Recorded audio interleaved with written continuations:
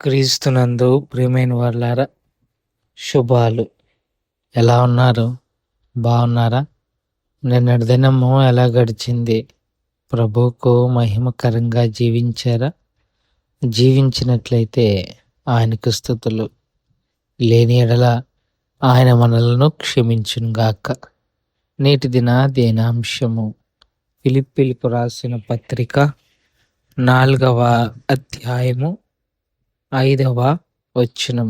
ఫిలిప్పీలకు రాసిన పత్రిక 4వ అధ్యాయము 5వ వచనం. మీ సహనమును సకల జనులకు తెలియబడనీయుడి, ప్రభు సమీపముగా ఉన్నాడు. దేవుని వాక్యాన్ని మన వెనుకల్లో దీవించి ఆశీర్వదించునుగాక. పౌలు భక్తుడు ఆనందంగా ఉండండి అని చెప్పి మరొక విషయం చెప్తున్నారు. మీ సహనము అనే మాట దగ్గర 2 అని ఉంది. ఫుట్ నోట్ కిందకి వెళ్ళి చూస్తే మృదుత్వము, మృదు స్వభావము, జెంటిల్నెస్ క్రైస్తవుడికి ఉండవలసిన మరొక మంచి లక్షణం.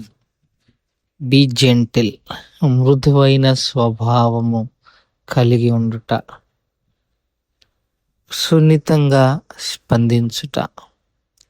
మృదు స్వభావి ఎలాగుంటాడు అని అంటే అన్నిటిని సున్నితంగా డీల్ చేస్తాడు. తద్వారా శత్రువులు అనేవాళ్ళు తక్కువగా ఉంటారు. ప్రతి విషయాన్ని చాలా విధాలుగా మనము ఎక్స్ప్లెయిన్ చేయొచ్చు, చెప్పచ్చు. కానీ మృదు స్వభావంతో చెప్పే ప్రతి మాట కూడా మనిషి జీవితాల్లో నిండిపోతుంది, ఇమిడిపోతుంది. అది జీవితాలకు ప్రయోజనకరంగా ఉంటుంది. అందుకే పౌలు అంటున్నాడు, మీ మృదు స్వభావాన్ని జనులకు తెలిసేలాగా చూడండి, జనులకు తెలిసేలాగా మీరు